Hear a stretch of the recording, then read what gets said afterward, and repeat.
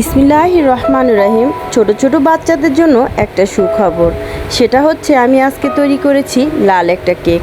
সেই কেকটা বানানোর জন্য কি কি উপকরণ নিয়েছি, কিভাবে কি করছে আপনাদের সাথে শেয়ার করব।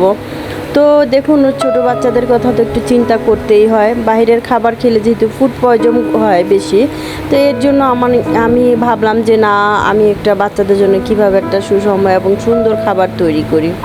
তো দেখেন, প্রথমে আমি নিয়েছি একটা মাটির হাঁড়ি বা পাত্র, সেটার মধ্যে দিয়ে দিয়েছি হচ্ছে দুটো ডিম আর দিলাম চিনি। এই দুটি উপকরণ দিয়ে সুন্দর করে নেড়ে চেড়ে এটাকে ডিম কেক যেটাকে বলে এক কথায়। তো আমি চালের গুঁড়া দিয়ে যেহেতু করব, এই ক্ষেত্রে আপনারা ম্যারিনেট করে বেশি সময় রেখে দিতে হবে। তো আমি আজকে করব হচ্ছে চালের গুঁড়ো দিয়ে। তো ডিম আর চিনিটা যখন গলে গিয়েছে, ওর সাথে একটু লবণও দিয়েছিলাম। তো এই তিনটি উপকরণ যখন গলে গিয়েছে, তো এর মধ্যে আমি দিয়ে দেবো হচ্ছে সেই ফ্রুট কালারটা, যেটা হচ্ছে লাল করবে। তো আমি ফ্রুট কালারটা হাফ টেবিল চামচ নিয়েছি, যাতে ভিতরের ইয়াটা খুব সুন্দর একটা লাল হয়। ডিমের সাথেই একটা দিয়ে দিতে হবে, তাতে কালারটা পুরোটা বেটারের মধ্যে যাবে। তো এটাকেও সুন্দর করে আমি ম্যারিনেট করে নিচ্ছি, সুন্দর করে মিক্সড করে নিলাম। তো যাই হোক, এখন আমি এর মধ্যে দিয়ে দিব সেই চালের গুঁড়োগুলো। চালের গুঁড়ো দিয়ে ভালো করে আমি নেড়ে চেড়ে নিব। 1 কাপ চালের গুঁড়ো দিয়ে কতগুলো কেক হয় আপনারা ভাবতেই পারবেন না।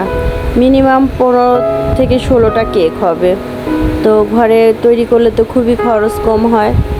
তো খরচের দিকটা দিয়েও ভালো, আর বাচ্চাদের স্বাস্থ্যের দিকটা চিন্তা করলে সেটা তো আরও ভালো। তো এই দেখুন, আমি সুন্দর করে চারদিক থেকে ঘুরিয়ে ঘুরিয়ে আস্তে আস্তে করে এটাকে মিক্সড করে নিচ্ছি। আমার মিক্সড করাটা কত সুন্দর হচ্ছে, চামচ দিয়েই করবো আমি আস্তে আস্তে করে। এই দেখুন আমার গোলাটা কত সুন্দর হয়েছে। তো গোলাটাকে আমি 20 মিনিটের জন্য রেখে দিয়েছিলাম। আপনি চাইলে 2-3 ঘন্টাও রেখে দিতে পারেন, এরকম হবে। তো এটা তেলে ভাজা যায়। আমার বাসায় তেলটা আজকে একটু কম, তো ঘি আছে যেহেতু, ওই জায়গা থেকে আমি ঘিটা দিলাম। ঘি দিয়ে আমি ঘিয়ের মধ্যে দিয়ে দেবো হচ্ছে 4 থেকে 5টা এলাচ। এলাচ দিলে হয় কি, ঘিয়ের মধ্যে অনেক সুন্দর একটা ফ্লেভার বা গন্ধ বের হয়। আর আপনি যখন এই পিঠাগুলো ভাজবো, তাহলে ঘিয়ের কালারটা হয়ে যাবে একটু কালচে কালচে হয়ে যাবে।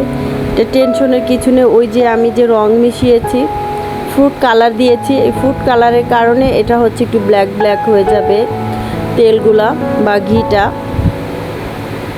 তো দেখুন, এখনই আমি দিয়ে দিচ্ছি সেই এলাচগুলো এনে আমি এর মধ্যে দিয়ে একটু গরম তেলের মধ্যেই ছেড়ে দিব, যাতে ফ্লেভারটা ভালো করে বের হয়।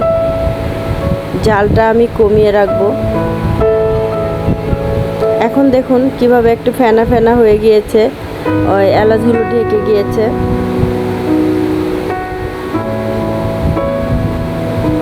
কত সুন্দর একটা কালার আর একটা গন্ধ বেরিয়েছে। এখন আমি আমার সেই বাচ্চাদের সেই ছোটো কেকটাকে আমি আস্তে করে দিয়ে দিব। দেখুন কত সুন্দর হয়েছে। আমি পরবর্তীতে আরও 2টা দিয়েছিলাম। তেলটা একটু কালচে হয়ে গিয়েছে, দেখেছেন? এটাই বলছিলাম, ঘিয়ে ভাজলে এরকম হয় আর কি। ওই ফ্রুট কালার থাকলে ওই কালারটা ওই তেলের মধ্যে লেগে যায়, এটা টেনশনের কিছু নেই। তো আমার ভাজাটা শেষ হয়ে গিয়েছে, তো আমি এখন এটাকে ভেঙে খাবো। তো দেখুন কত টেস্ট, অনেক মজাদার একটি খাবার। অবশ্যই আপনারা বাসায় ট্রাই করবেন। ফের কখনো ফিরে আসবো নতুন কোনো একটা ভিডিও নিয়ে। আসসালামু আলাইকুম।